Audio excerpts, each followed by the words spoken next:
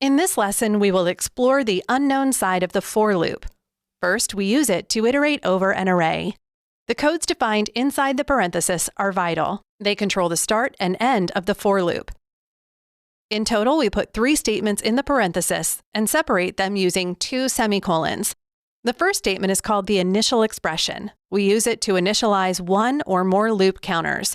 This statement is executed at the beginning of the for loop and is only executed once. The second statement controls when the for loop should stop. It will be executed before every loop. The for loop will stop when the second statement returns a falsy value. It is very important you set the second statement correctly, otherwise you may get an infinite loop. The last statement is what we use to update each loop. It will be executed at the end of each loop. Codes defined inside the curly brackets will be repeatedly executed. The first statement can be defined outside the for loop.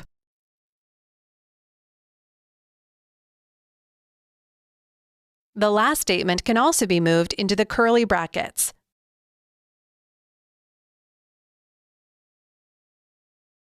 To enable a for loop to work normally, just make sure the second statement is set correctly and the 2 semicolons are kept. We can merge the second and third statements. So, how do we do that?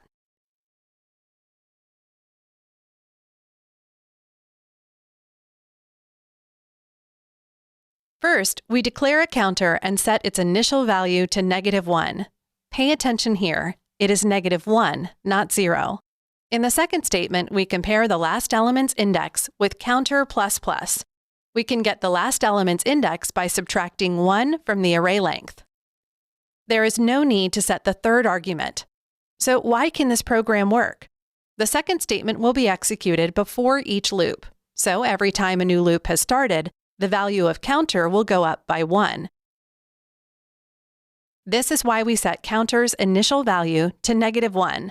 During the first loop, the counter value in the curly brackets will become 1. Eventually, the counter value will be bigger than the index of the last element. Then the comparison will return false and shut down the for loop.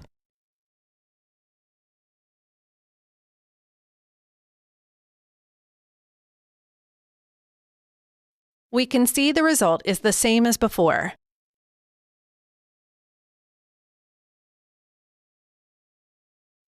There is another way to merge the second and third statement. First, we declare a counter and set its value to 0. Then we declare another variable and name it item. We will use item to store array element. In the second statement, we set value for the item variable. We retrieve element using counter ++ as the index. There is no need to set the third statement. So why can this program work? The second statement will be executed before each loop. The system will first retrieve an array element using counter as the index and assign the retrieved element to variable item. Then the value of counter will go up by 1.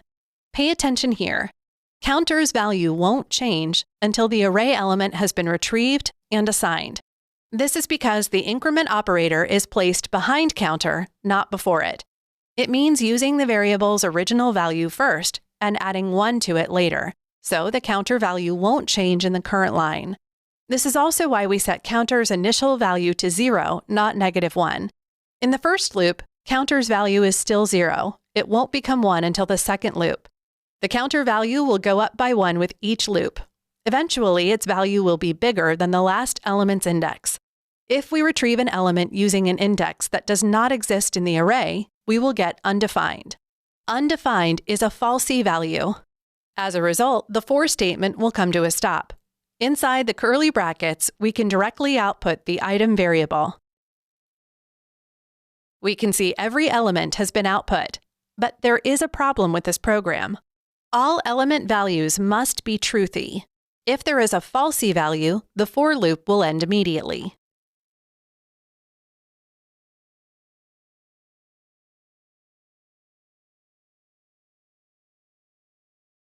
Depending on your program design, this feature can either save or cause you trouble.